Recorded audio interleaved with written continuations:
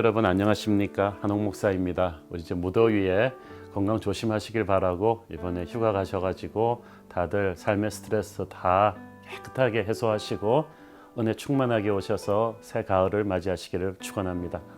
기도는 우리 크리스천의 삶의 호흡과도 같은 것이라고 생각합니다. 기도하지 않고는 살 수가 없고 기도는 교회 전체에 힘을 주는 윤활유와도 같은 것입니다. 예수님께서도 기도를 얼마나 중시하셨냐 하면 교회는 기도하는 집이다. 그 말은 기도하지 않으면 교회가 아니라는 거죠. 교회 머리이신 예수님과 몸된 교회를 연결시키는 것이 기도입니다. 그래서 기도할 때 교회는 능력이 생기고 교회는 평안해지고 부흥하게 되고 살아나게 되는 것입니다. 개인의 기도와 교회의 기도가 어우러져서 우리에게 힘을 준다고 믿습니다. 제가 리더십에 대해서 참 많이 연구를 하고 책도 많이 썼지만 하나님의 리더는 기도하는 리더다. 승리하는 사람은 기도하는 사람이다. 그런 확신을 계속해서 느끼고 있기 때문에 교회에서도 그것을 계속 강조하고 그래서 계속 그쪽으로 책도 내게 되는 것 같습니다. 요즘 개인주의 성향이 너무 만연해가지고 기독교에도 큰 영향을 미치고 있습니다. 특히 교회에 한번 상처를 받은 분들이 정말 나는 교회 안 나가겠다. 예수를 집에서 잘 믿겠다. 온라인으로도 예배 드릴 수 있다. 그러면서 프라이버시를 중시하면서 신앙을 개인적인 것으로 몰아갑니다. 그래서 마치 신앙이 개인의 힐링, 개인의 자기 개발의 그 툴로서 사용되는 그런 안타까운 현상이 있는데 이것은 마귀가 복음의 본질을 그렇게 파괴시키는 것입니다.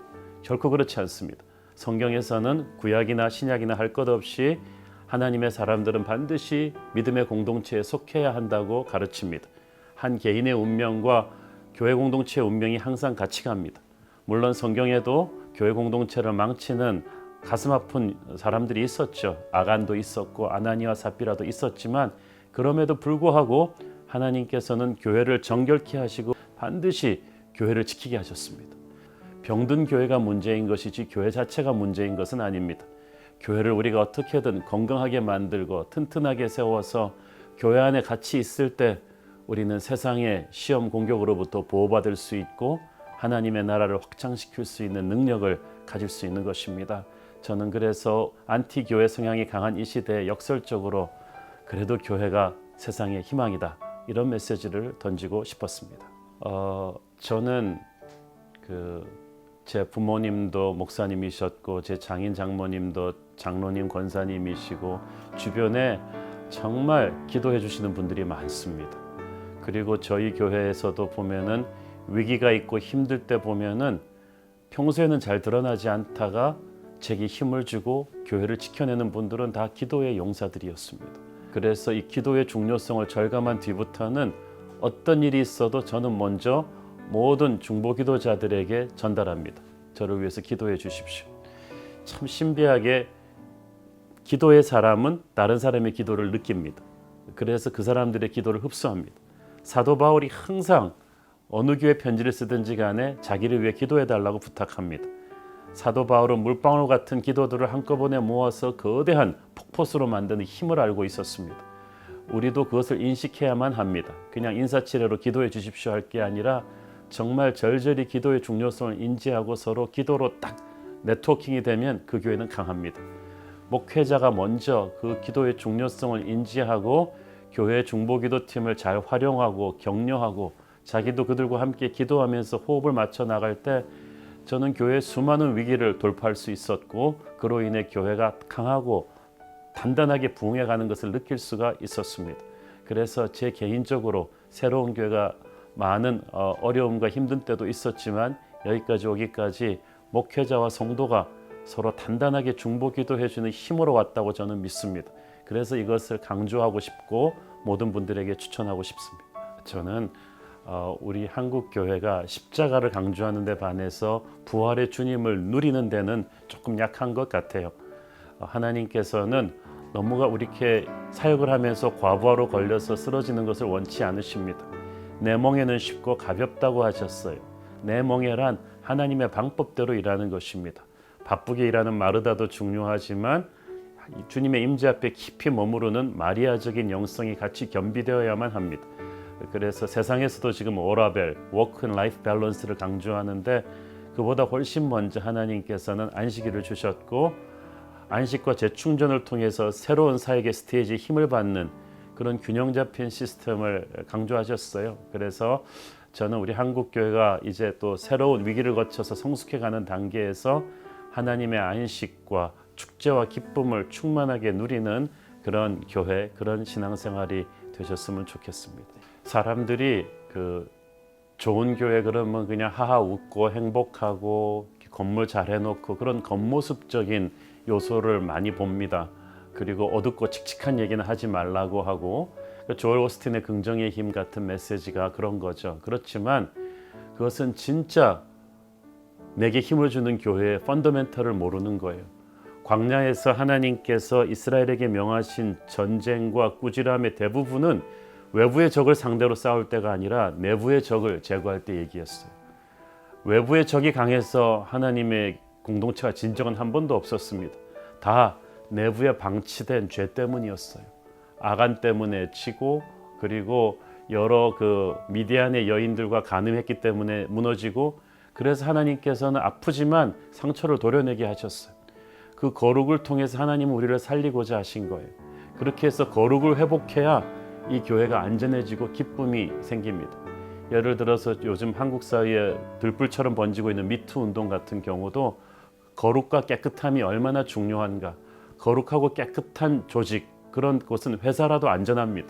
그런 곳에 가면 행복할 수가 있지만 거기에 더러운 죄가 많으면 결코 행복할 수가 없고 힘을 받을 수도 없어요. 우리가 샤워하고 나면 몸이 아주 그냥 날아갈 듯이 유쾌하고 힘을 받잖아요. 내 몸에서 종양을 제거하고 나면 몸에서 힘이 나듯이 거룩은 내게 힘을 주는 축제 교회로 가기 위한 필수적인 중간 과정이라고 저는 봅니다. 그래서 아프지만 이것을 해야 된다. 그래서 성경 곳곳에서 저는 내게 힘을 주는 진정한 교회 공동체의 비밀이 거룩을 회복하는 것이라고 믿습니다. 3년 전부터 우리가 시작된 이 신년 특세 40일 제가 외부 강사도 초청하지 않고 담임 목사가 직접 매일매일 부흥하듯이 뜨겁게 기도하고 또 본당에 모인 가득 메운 이 성도들 외에도 서울 곳곳에 수도권 전역에 7개의 스테이션을 만들어서 온라인으로 같이 예배를 드릴 때 단순히 찬양 드리고 설교만 하는 것이 아니라 같이 함께 기도할 때 수많은 사람들의 병이 낫고 가정이 회복되는 역사가 있었어요. 그래서 그 힘을 받으니까 힘들었지만 처음 1, 2월을 그렇게 특세 40일을 하고 나니까 한 해 사역이 너무 쉽게 슉 가는 거예요. 영적인 생활이 그렇습니다. 이게 전쟁에서도 보면은 한산 대첩 또는 연합군의 노르만디 상륙 작전 같은 큰 승리가 있고 나면은 그 다음 작은 전쟁은 그 힘을 얻고 쑥 가듯이 특세 40일이 우리에게 그런 것 같았어요. 그걸 하고 나서 교회 목회를 하면 교회 목회 뭘 해도 주일학교에서부터 어르신 사역, 선교 사역, 구제 사역 모든 것에서부터 힘을 받고 성도들이 알아서 다 움직이기 시작하고 불협화음, 비난하고 불평하는 말들 다 없어지고 하나님께서 다 평정하시는 것을 느낍니다. 몸은 피곤하지만 영적으로 교회 곳곳에 혈이 뚫리고 적조가 해소되는 것 같은 그런 축복이 있어요. 그래서 다른 교회들한테도 제가 좀 적극적으로 추천하고 싶어요. 요새는 뭐 40일 특세 이런 거 잘 안 된다고 하는데 저는 그렇게 생각지 않습니다. 오히려 지금이 바로 한국 교회가 다시 한번 분발해서 기도에 매진할 때라고 저는 믿습니다. 무엇보다도 교회를 사랑해 주십시오. 내 어머니가 나병 환자라도 나는 내 어머니를 사랑할 것이라는 말이 있습니다. 제가 미국서 이민 생활할 때 보니까 한국 사람이면서도 미국 와서 한국 욕하는 사람들 보는 게 참 안타까웠습니다. 그렇다고 백인들이 박수 쳐주지 않거든요. 마찬가지입니다. 크리스찬이라면 교회는 자기 어머니와도 같은 것이고 조국과도 같은 것입니다. 예수 안 믿는 사람들 앞에서 예수 믿는 사람들이 교회 비난하는 거 그거 세상 사람들이 박수 쳐주지 않습니다. 우리는 교회를 위해서 눈물을 흘려 기도해야만 합니다. 기도로 교회는 회복될 수 있습니다. 여러분이 사랑하고 믿어짐으로 회복될 수 있습니다. 세우는 것은 힘든데 무너뜨리는 건 잠깐이거든요. 100년의 영광을 가진 교회도 한 달 기도하지 않으면 순식간에 무너질 수 있습니다. 한국 교회는 지금 위기에 와 있기 때문에 목회자와 성도들 모두가 교회를 위해서 전력 투구하면서 기도해야 합니다.